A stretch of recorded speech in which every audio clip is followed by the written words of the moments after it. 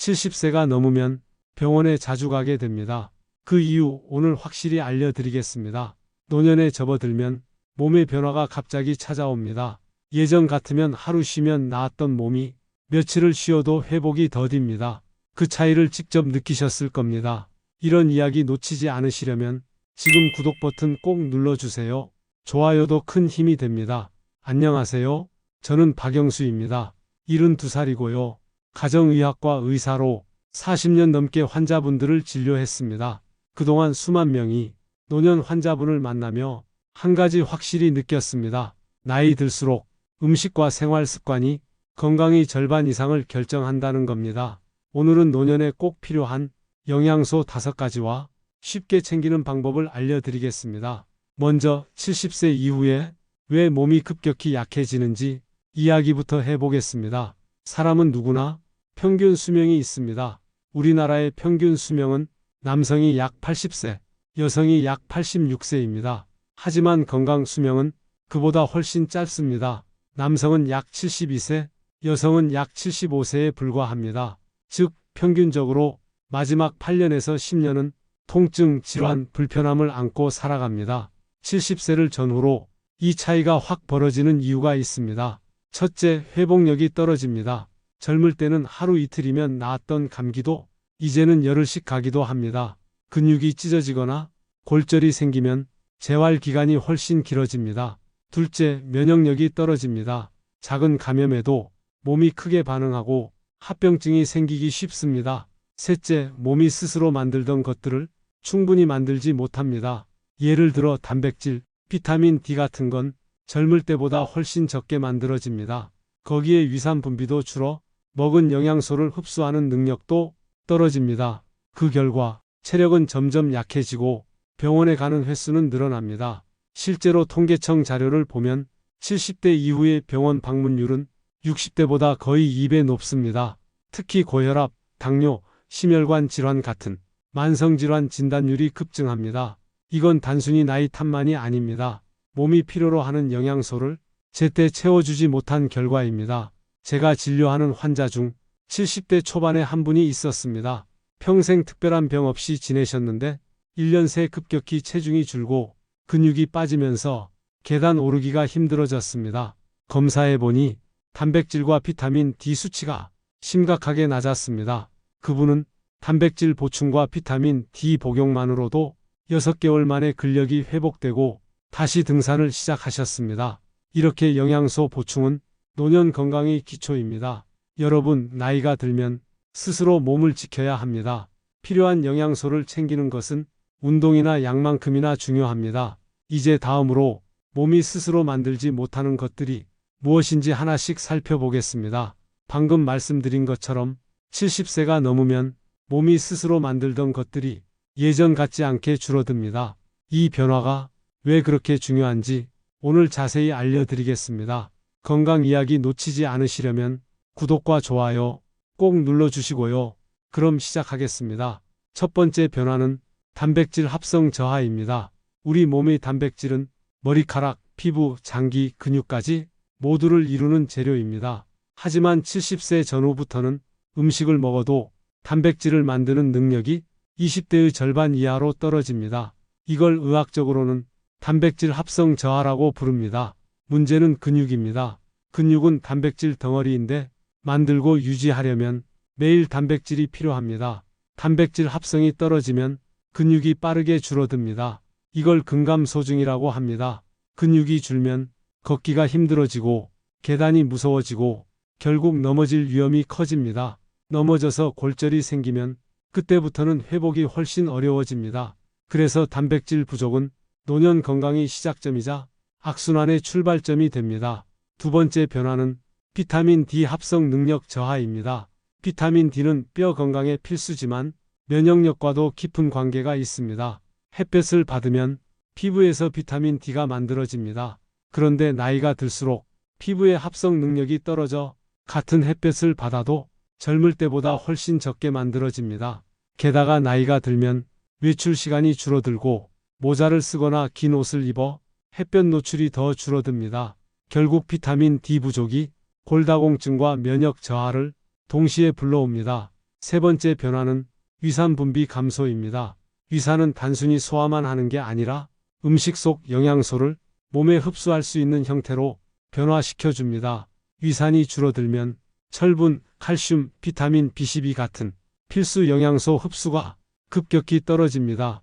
특히 비타민 B12는 적혈구를 만드는 데 꼭 필요한데 부족하면 빈혈이 생기고 신경계 손상까지 올 수 있습니다. 이 때문에 70세 이후에는 음식만으로 영양을 충분히 채우기 거의 불가능해집니다.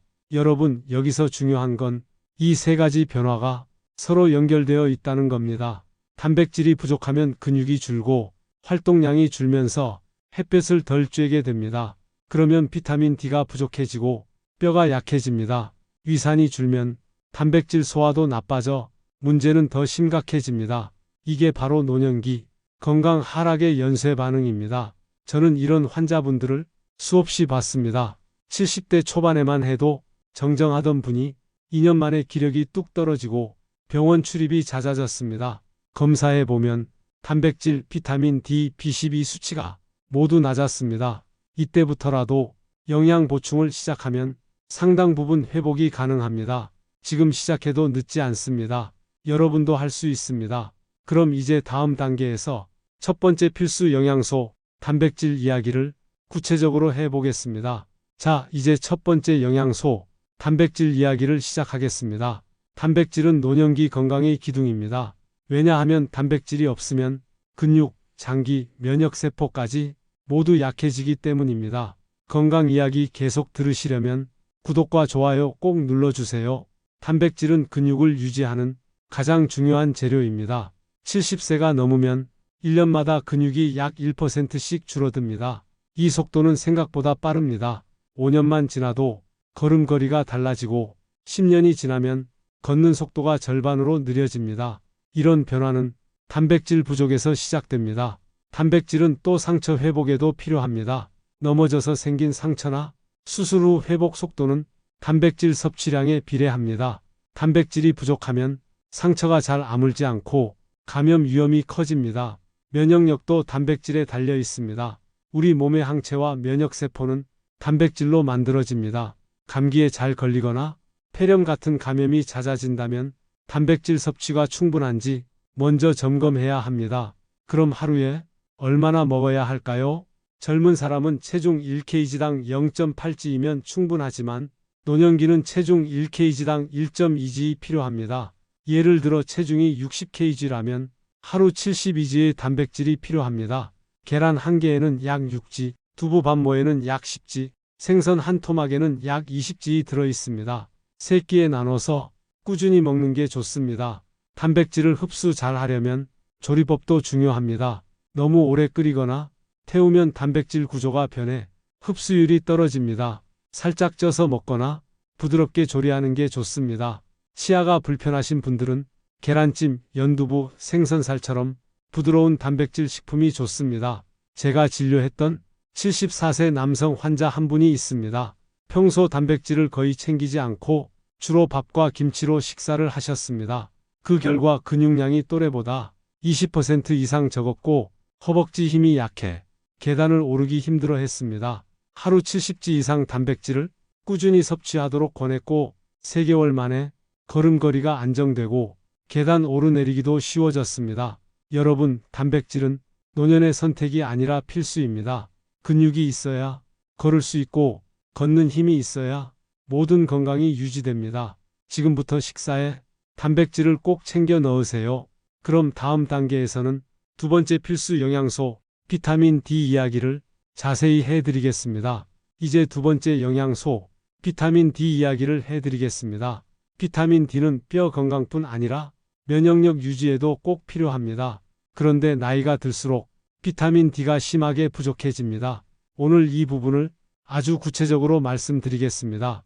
건강정보 계속 받으시려면 지금 구독과 좋아요 눌러주세요. 비타민 D의 가장 중요한 역할은 칼슘이 뼈로 들어가게 돕는 일입니다. 칼슘이 아무리 많아도 비타민 D가 부족하면 뼈는 약해질 수밖에 없습니다.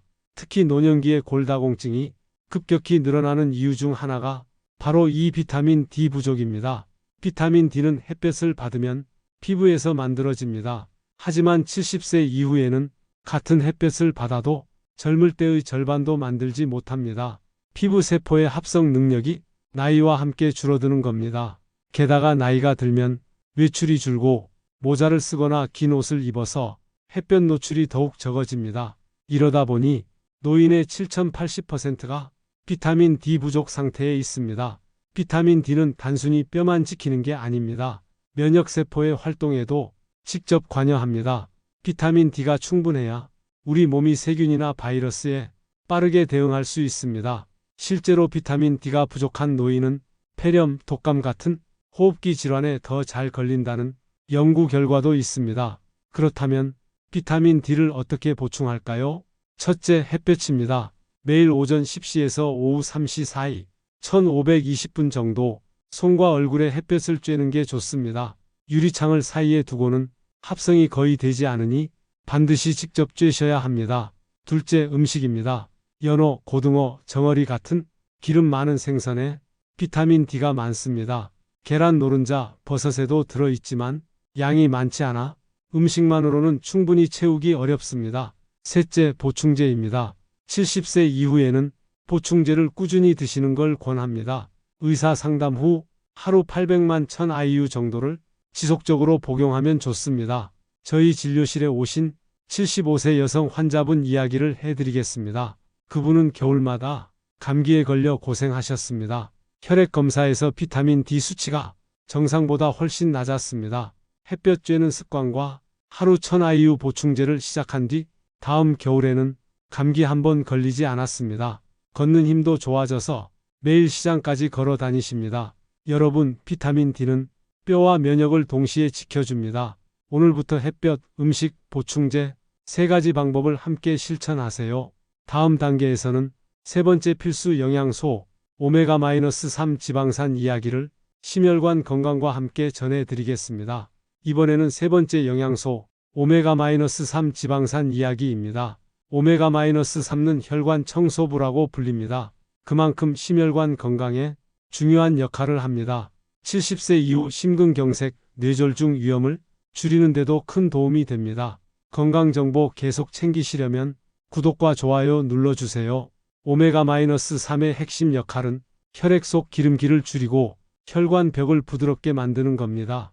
혈액이 끈적해지면 혈관이 좁아지고 혈전이 생기기 쉬운데 오메가-3는 이런 혈전 생성을 억제해 줍니다. 또한 혈관에 염증이 생기는 것도 줄여줍니다. 심혈관 질환은 70세 이후 급격히 늘어납니다. 고혈압, 고지혈증, 당뇨가 있는 분들은 심근경색이나 뇌졸중 위험이 더 높아집니다.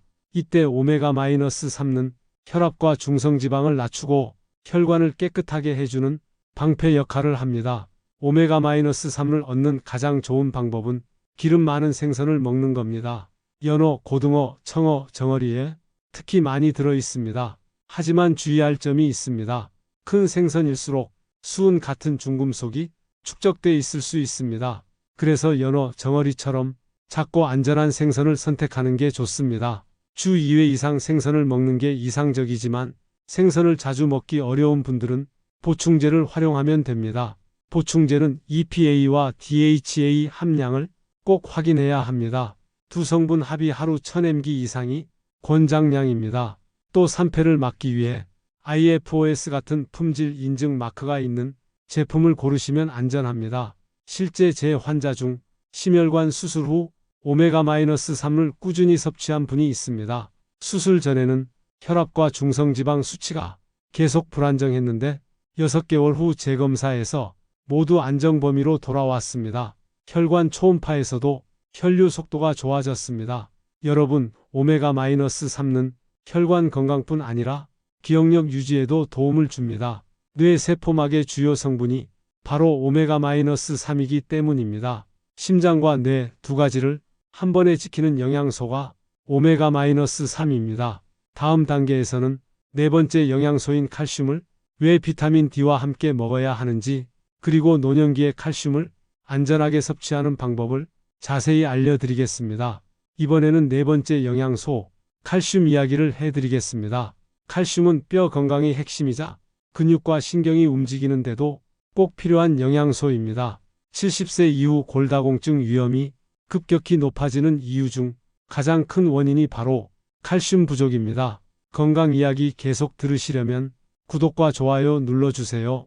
칼슘의 99%는 뼈와 치아에 들어있고 나머지 1%는 혈액 속에서 근육 수축, 신경 신호 전달, 혈액 응고를 돕습니다. 문제는 이 혈중 칼슘 농도가 떨어지면 우리 몸은 뼈 속 칼슘을 꺼내 사용한다는 겁니다. 이 과정이 반복되면 뼈가 점점 약해져 골다공증이 생깁니다. 나이가 들면 칼슘 흡수율이 크게 떨어집니다. 위산 분비가 줄고 소장에서 칼슘을 흡수하는 효율이 젊을 때의 절반 수준이 됩니다. 특히 여성은 폐경 이후 여성 호르몬이 감소하면서 칼슘 손실이 더 빨라집니다. 그래서 70세 이후에는 음식만으로 충분히 섭취하기 어려워 더 신경을 써야 합니다. 칼슘 하루 권장 섭취량은 70세 이상 남녀 모두 하루 1000만 1200mg입니다.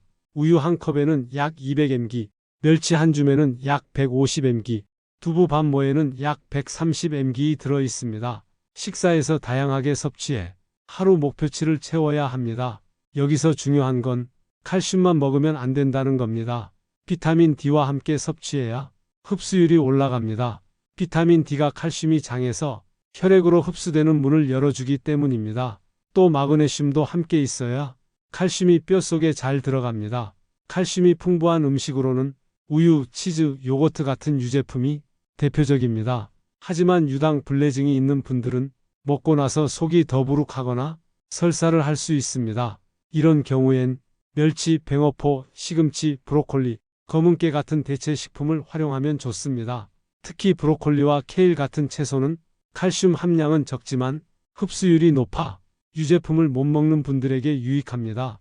칼슘 보충제를 드실 땐 한 번에 너무 많은 양을 먹지 말고 500mg씩 나눠서 드시는 게 좋습니다. 한 번에 많이 먹으면 흡수율이 떨어지고 속이 더부룩해질 수 있습니다.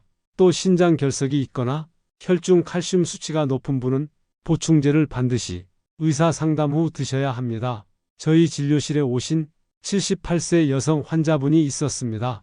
골밀도 검사를 해보니 심한 골다공증 상태였습니다. 하루 500mg 칼슘 보충제와 비타민 D를 함께 복용하도록 하고 브로콜리와 멸치를 매일 식사에 추가했습니다. 6개월 후 재검사에서 골밀도 수치가 개선됐고 허리 통증이 줄었습니다. 여러분, 칼슘은 단순히 뼈를 위해서만 필요한 게 아닙니다. 심장 박동, 근육 수축, 신경 전달에도 꼭 필요합니다. 오늘부터 식사와 보충제를 통해 꾸준히 챙기시길 바랍니다. 다음 단계에서는 5번째 영양소, 비타민 B12 이야기를 해드리겠습니다. 왜 노년기에 특히 부족해지는지, 그리고 기억력과 신경 건강을 지키는데 얼마나 중요한지 말씀드리겠습니다. 이제 5번째 영양소, 비타민 B12 이야기를 해드리겠습니다. 비타민 B12는 혈액과 신경 건강을 지키는 핵심 영양소입니다. 노년기에는 특히 부족해지기 쉬워 더 주의해야 합니다. 건강정보 계속 들으시려면 구독과 좋아요 눌러주세요. 비타민 B12의 첫 번째 역할은 적혈구를 만드는 일입니다. 적혈구는 산소를 실어 나르는 혈액 속 작은 배입니다. B12가 부족하면 적혈구가 제대로 만들어지지 않아 빈혈이 생깁니다. 이걸 거대적혈모 구성 빈혈이라고 합니다. 이 빈혈이 생기면 항상 피곤하고 조금만 걸어도 숨이 차며 머리가 멍해집니다. 두 번째 역할은 신경보호입니다. B12는 신경세포를 감싸는 미엘린이라는 보호막을 만드는 데 필요합니다. 이 보호막이 손상되면 손발이 저리고 감각이 둔해지며 심하면 균형 감각까지 무너집니다. 또한 기억력 저하와 우울감 같은 뇌 기능 변화도 일어납니다. 그렇다면 왜 노년기에 B12가 부족해질까요? 가장 큰 이유는 위산 감소입니다.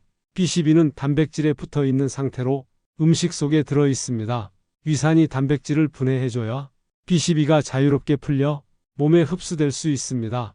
그런데 나이가 들면 위산 분비가 줄어 B12 흡수가 어려워집니다. 또 일부 위장약이나 당뇨약도 B12 흡수를 방해합니다. B12 하루 권장 섭취량은 성인 기준 약 2.4 마이크로그램입니다. 많지 않아 보이지만 흡수율이 낮아 노년기에는 더 많이 먹어야 합니다. 풍부한 음식으로는 소관, 조개, 굴, 연어, 참치 같은 동물성 식품이 있습니다. 채식 위주의 식사를 하시는 분들은 특히 보충제를 고려해야 합니다. 보충제 형태로는 경구제, 설화정, 주사제가 있습니다. 흡수에 문제가 있는 분들은 의사가 B12 주사를 권하기도 합니다. 설화정은 혀 밑에서 녹여 위장을 거치지 않고 바로 흡수되기 때문에 흡수율이 높습니다.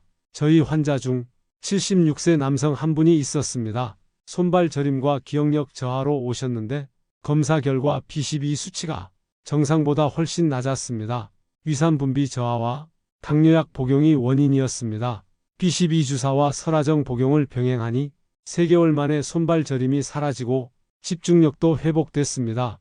여러분, 비타민 B12는 몸의 에너지와 신경을 지키는 마지막 방패입니다. 한번 부족해지면 회복에 시간이 오래 걸립니다. 증상이 나타나기 전에 미리 챙기는 것이 최선입니다. 다음 단계에서는 실제 사례를 통해 이 5가지 영양소를 보충한 뒤 어떻게 삶이 달라졌는지 생생하게 전해드리겠습니다.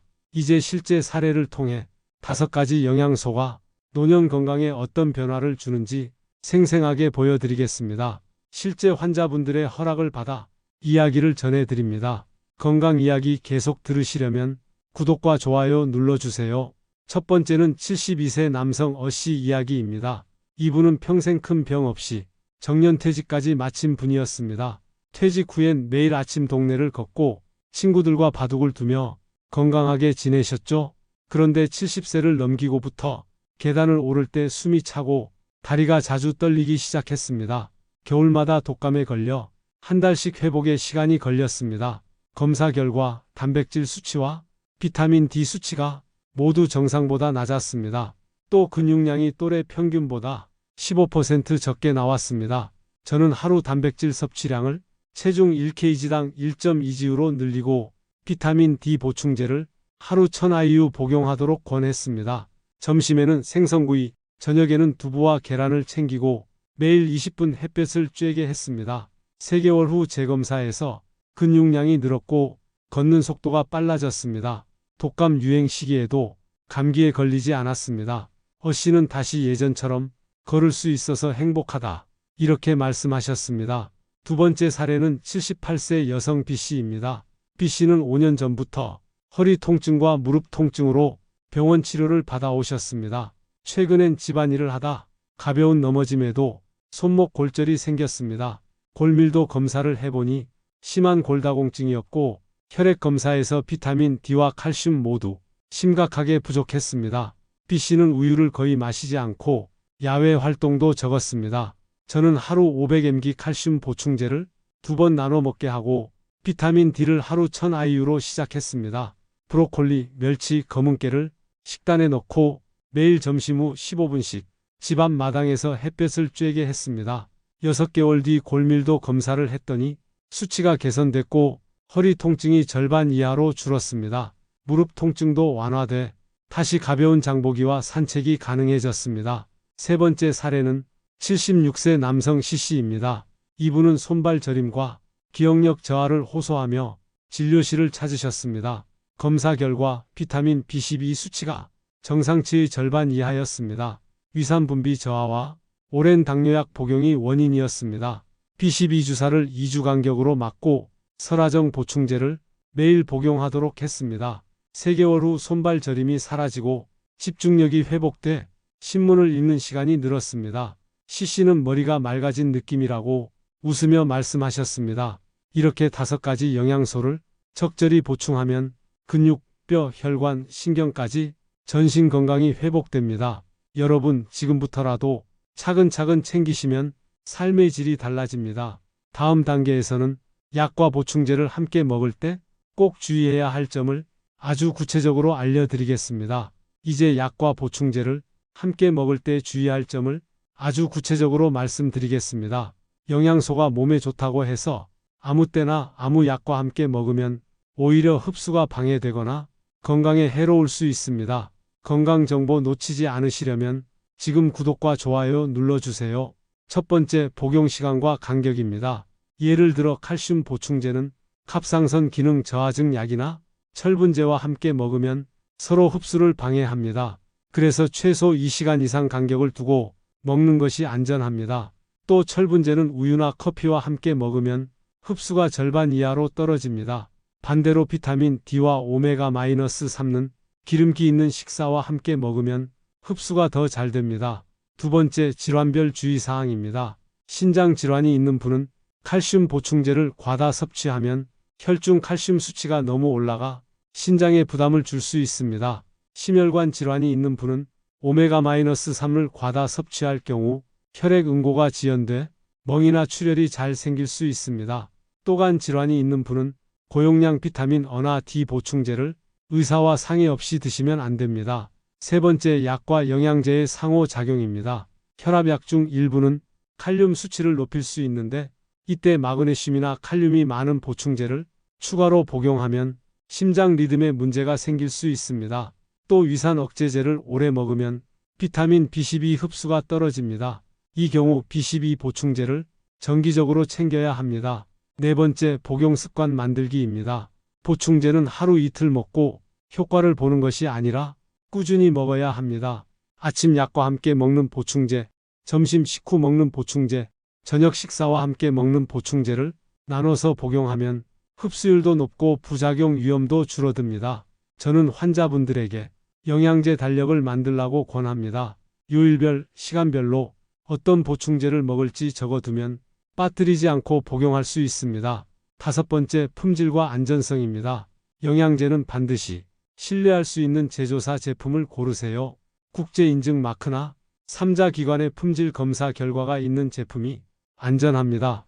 특히 오메가-3나 단백질 파우더는 산패나 중금속 오염 여부를 꼭 확인해야 합니다. 실제 제 환자 중 75세 여성 환자분이 혈압약, 혈당약, 영양제를 함께 복용하시다가 어지럼증과 속쓰림이 생겨 오셨습니다. 확인해보니 칼슘 보충제와 갑상선 약을 같이 먹고 있었고 오메가-3을 하루 4000mg 이상 복용하고 있었습니다. 복용 시간과 용량을 조정하고 품질 인증 제품으로 바꾸니 3주 만에 증상이 사라졌습니다. 여러분, 약과 보충제는 서로 도와줄 수도 있지만 잘못 먹으면 발목을 잡을 수 있습니다. 항상 의사나 약사와 상의하고 복용 시간을 나눠서 드세요. 다음 단계에서는 오늘 이야기한 5가지 영양소를 한 번에 복습하고 건강 수명을 늘리는 실천 팁을 정리해 드리겠습니다.